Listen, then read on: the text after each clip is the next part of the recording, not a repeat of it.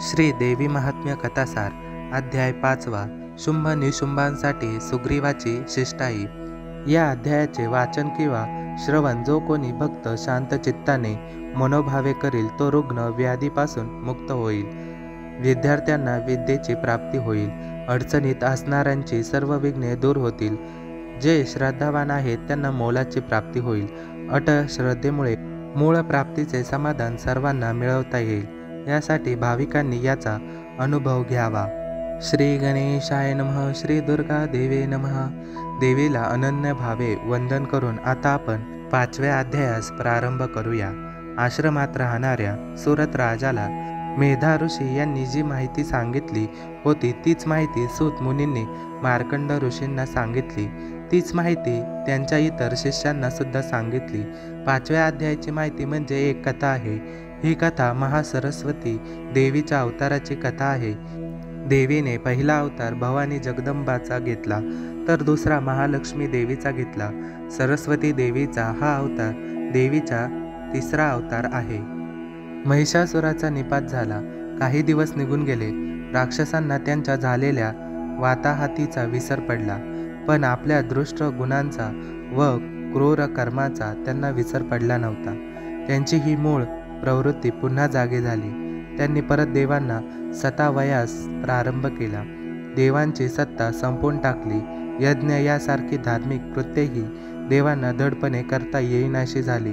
सर्व देवांच्या मनात परत एकदा अस्वस्थता भरून गेली। चिंतेने त्यांना ग्रासून टाकले। महालक्ष्मी अवतारात देवीने देवांना वर दिला होता, त्याप्रमाणे देवांनी परत एकदा देवीची भक्तिभावाने स्तुती करून तिला आळविले। त्याबरोबर देवीने दिलेल्या वराप्रमाणे देवांवर आलेले संकट दूर करून देवांना सुखी करण्यासाठी अत्यंत त्वरेने देवी धावून आली। त्या प्रसंगाचा कथाभाग या 5व्या अध्यायात सांगितला आहे।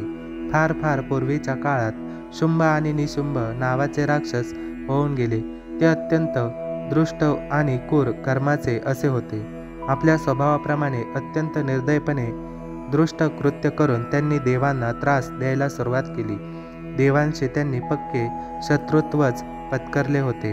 देवांची सत्ता संपूर्णपणे उखडून टाकावी व आपले राज्य स्थापन करावे, सर्वत्र आपली सत्ता चालवावी अशी भावना त्यांच्या मनात नित्य वसत होती। याप्रमाणे या राक्षसांनी देवांचे सर्व राज्य धुळीस मिळवले, त्यांचे सर्व वैभव, त्यांचे ऐश्वर्य तळाला घालविले। हे उन्मत्त असे राक्षस एवढे पराक्रमी होते की त्यांनी आपल्या शक्तीने प्रत्यक्ष सूर्यदेवालाही अगदी निस्तेज करून टाकले होते। यामुळे सूर्याचे नेहमीचे प्रखर तेज कमी झाले होते। चंद्राचा थंड प्रकाश व त्याचे चांदणे सुद्धा अंधुक, धूसर, अस्पष्ट झाले होते। या राक्षसांनी वरून देवाकडची सत्ताही बळकावली होती। 7 समुद्रावर सुद्धा दैत्यांचेच राज्य होते। या सर्व प्रकाराने देवांना काहीच कळेना असे होऊन गेले होते। हतबल होऊन घटना केवळ उघड्या डोळ्यांनी पाहण्याखेरीज देव काहीच करू शकत नव्हते।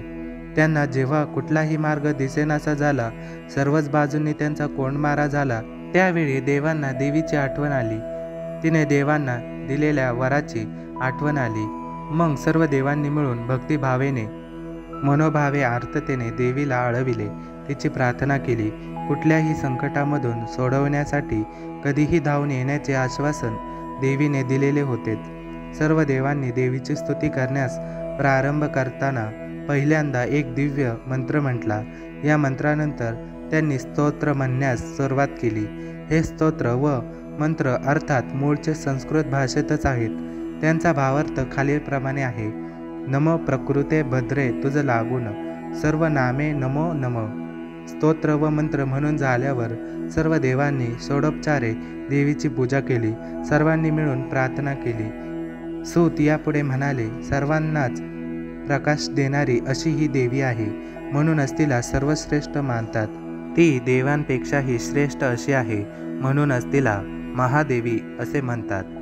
ही देवीच सर्वांची निर्माती असल्याने सर्वांची निर्मिती करणारी म्हणून तिला प्रकृती असेही म्हणतात। हीच कैलासपती शिव यांची पत्नी आहे, म्हणूनच हिला पार्वती सुद्धा म्हणतात। अशा तऱ्हेने विविध नावांनी तिला संबोधले जाते।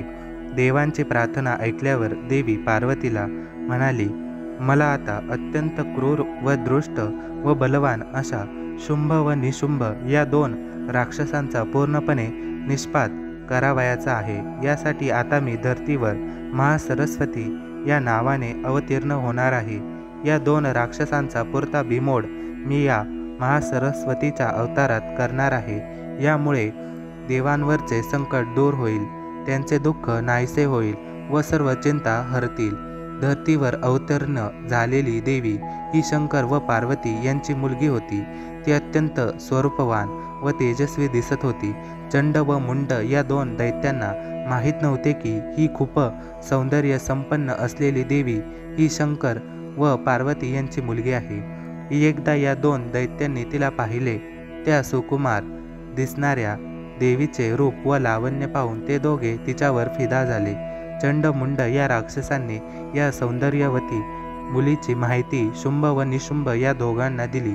ही मुलगी म्हणजे सुंदर रत्न असावी अशीच आहे. असले अत्यंत सुंदर रत्न आपल्याजवळ असायला हवं. ते तुम्ही तुमच्याकडे घेऊन यायला हवे आहे.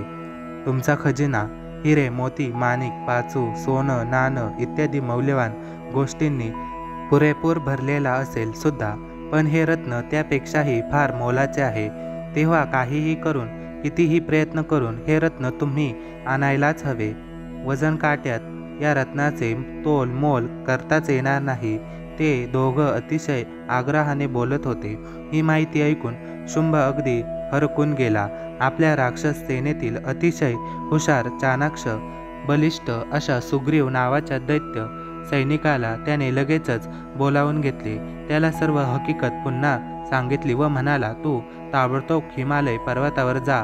तिथे ती लावण्यवती रूप यवना तुला दिसेल. तिची भेट घे. तिला हवं ते प्रलोभन दाखवून आपली शिकर व इथे माझ्याकडे घेऊन ये. ही माझी आज्ञा आहे. शुंभाची आज्ञा सुग्रीवाने लगोलग मान्य केली व तो त्या तरुणीला घेऊन येण्यासाठी हिमालयात गेला. हिमालयात तो त्या सौंदर्य संपन्न रूपयवना लावण्यवती तरुणीस भेटला. अत्यंत नम्र व मधाळ आवाजात तो तिला म्हणाला की, असुरांचा महापराक्रमी राजा शुंभ यांचा मी सेवक आहे. तुला त्यांच्याकडे घेऊन जाण्यासाठी मी आलेलो आहे.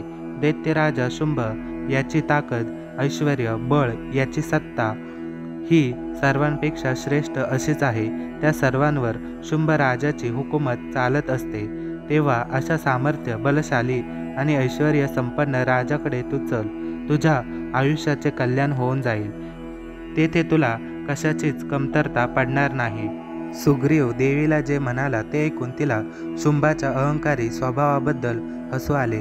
मोठ्या कौशल्याने हसू दाबून तिने दिसू न देता ती त्याला म्हणाली, तुम्ही सगळे खरेच सांगत असाल. मला ते पटण्यात काहीच अडचण नाही. खरोखरीच शुंभ हा पराक्रमी आहे असं यापूर्वी मी ऐकलं आहे. पण काय करू, मी केलेल्या प्रतिज्ञाचं माझ्या या मार्गात अडचण होऊन उभी राहिली आहे. जो कोणी माझ्याशी युद्ध करून मला जिंकेल त्यालाच मी वरमाला घालेल अशी प्रतिज्ञाच मी माझ्या भावाजवळ केली आहे. ती प्रतिज्ञा ही मला आता मोडता येणार नाही आणि तुम्ही म्हणता तशी मी आले तर ती प्रतिज्ञा मोडली जाणार आहे. यामुळे मला पटत असूनही तुमच्या शुंभ राजाशी मला लग्न करता येणार नाही.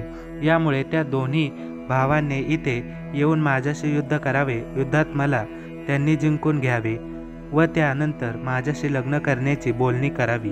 देवीचे म्हणणे ऐकून सुग्रीव देवीला म्हणाला, तुला माहीतच आहे की हे शुंभ निशुंभ किती ताकदवान आहेत, बलशाली आहेत.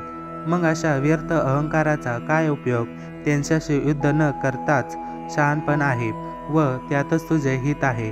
कारण एक गोष्ट त्रिवार सत्य आहे, ती म्हणजे जो कोणी त्यांच्याबरोबर युद्ध करेल तो शेवटी पराभूत होणारच.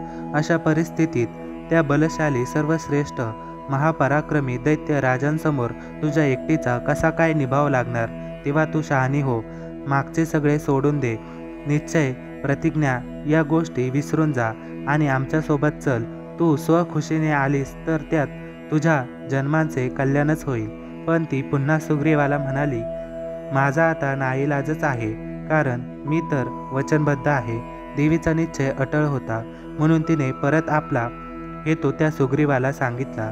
ती पुढे सुग्रीवाला म्हणाली, शुंभ निशुंभ हे कितीही महापराक्रमी असोत, त्यांच्याबरोबर लढण्यास मी तयार आहे. या युद्धात मला पराभूत व्हावे लागले तर त्यानंतर पुढे जे काही व्हायचे ते होवो.